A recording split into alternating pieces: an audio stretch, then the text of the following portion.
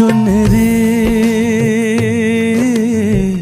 काहे ना रंगाए गोरी पांच रंग माँ। चुनरी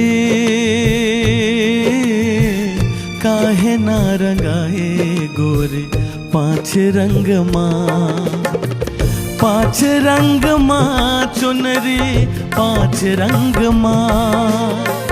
पांच रंग माँ चुनरी पांच रंग माँ। चुनरी काहे ना रंगाए गोरे पांच रंग माँ। चुनरी काहे ना रंगाए गोरे पांच रंग माँ।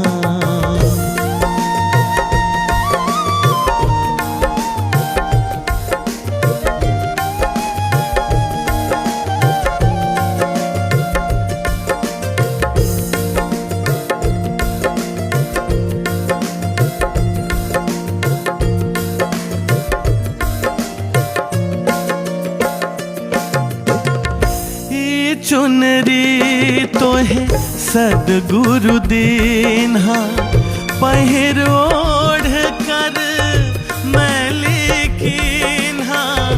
ये चुनरी तो है सदगुरु दीन्हा पहिर ओढ़ कर मैली कीन्हा।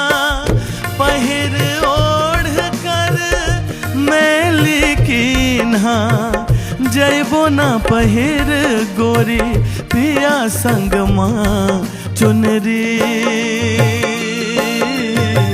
काहे ना रंगाए गोरी पांच रंग माँ। चुनरी